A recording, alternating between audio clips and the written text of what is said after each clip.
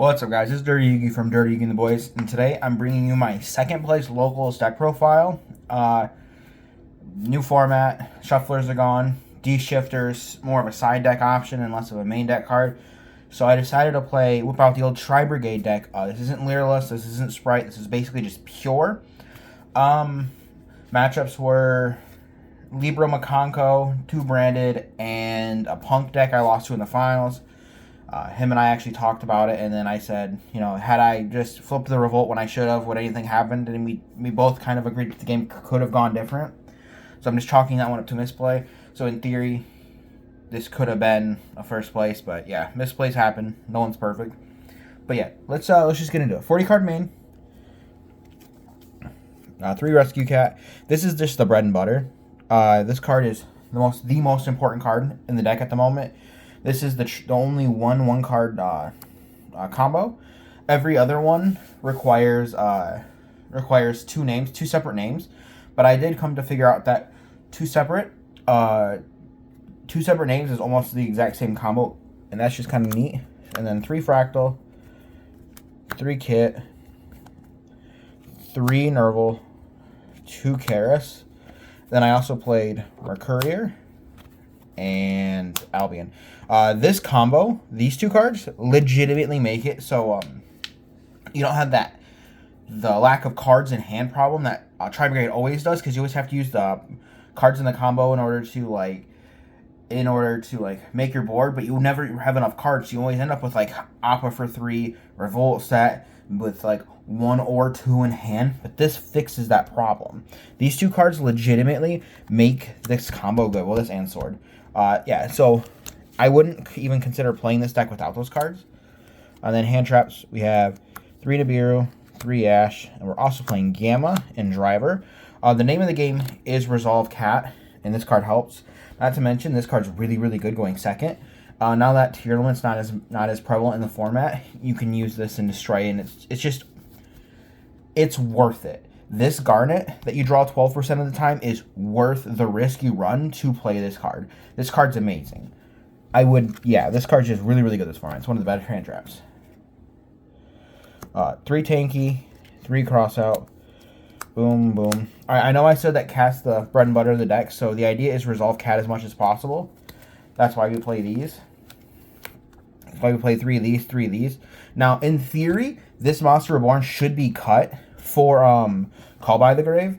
I just legit, in testing, Monster Reborn came up so much. I would draw Call by and think this card doesn't do anything, because if I need an extender or I need a way to play. And so I just kind of cut it last second for, I cut the Call by for the Monster Reborn, and I didn't regret it. There wasn't one time that I drew this card and Cat didn't resolve when I had it. So it was worth it to me.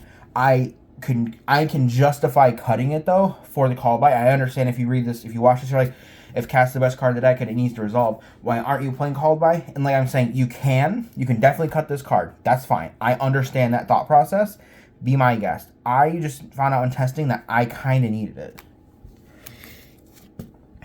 So 3 Imperm, 12 hand traps. I think that's a good number. And then the Nib, Ash, Imperm are the ones that Crossout's supposed to be hitting. Cross also hits the Gamma, but that's less likely to happen. The braided sword for the combo. So if anyone doesn't know, so if Mercurier gets banished, which you can just banish off the regular combo, you banish Mercurier unless you search Albion. Albion effect sends this to graveyard, puts this on the bottom of the deck, lets you draw a card, and then you can banish the sword in order to add back the Mercurier. So you have Mercurier plus a blank in hand, which is what I was saying earlier, which fixes your initial hand problem. So it's just really, really good. You generally send it off kit. And, okay, so this is the last second, right? 2 Revolt. I resolved the second one time. So in theory, you can cut this. But it'll make more sense once I get to my extra deck of why I play 2. Alright, so for the extra deck, we're playing 3 Shurag. Some people play 2. I play 3. I think the third is necessary because of Kashtira. And because Kashtira exists, we've also played 2 and 2. Okay, so the idea with playing 2 Revolt is because you play 2 Barabrum. And then let's say, in theory, if they decide to hit both Bareborn with the Diabolis or the Mind Hacker, it gives you a 24% chance of going first to open up one. Like, that's irrelevant. But I think it's like a 30% chance to open one going second. And that's what you're doing for. And you're digging with this, and you also get a draw off the Albion. So you're more likely to have this, right? It's not necessarily necessary. If I know I'm not playing against the Cashier deck, I will side one out always. So it's just a good side out card, but when I am playing against that deck, it's also good. Not to mention, the Cashier deck also banishes these, so having a second one in deck is just correct, in my opinion.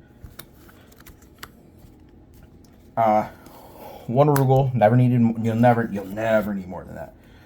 And then we play one Lightheart, the best card in the extra deck. People just keep banishing this. I'm always like, I understand why you banish this. This card's just a threat. But it's like they never hit any of the important cards, and I'm always like, yeah, sure. Sometimes there are matches, so I don't even summon this card, but people are just afraid of it. The Doom Eagle. And then we also play Almirage, Apollosa, Access, and Omega. Omega's just never actually comes up. It's there in spirit more than anything. I have thought about cutting this for Lambda, or something that's just better suited. Like, you can just play IP anyways, but it was just a situation where if they ash me on the cat and then I gamma them, and so they're down a card already, and then gamma can hit another card. So when they draw a card, it puts them at 4 cards, and I have 3 negates with the Appaloosa, and then I have a Revolt. So in theory, if they're drawing monster heavy hand, that should deal with every card, and if they have back row, the Shureg deals with one of the back row. Normally I wouldn't show my side, but I'm just going to. This is pretty good for what I was trying to deal with. 3 Gamma Seal. I think that the Sea Turtle is very warranted, this format. We can't play Lava Golem. We can't play Sphere Mode, but we can play this. It outs the Macrocosmos, the Walking Macrocosmos. Shangri-La is another problem we have to deal with. This could also just out the Shangri-La depending on what's more important to deal with. I play Droll. You don't have to play Droll. I understand why you would cut Droll. I played it specifically because of my local meta. That this card's really, really good. But yeah, you can just blank Droll. It's fine. 3 Cosmic Cyclone. Back Row Eater. Then we have 3 Book of Eclipse. And 3 Dimension Barrier, not Shifter. I like this deck a lot. I actually just ordered Alti Tankies.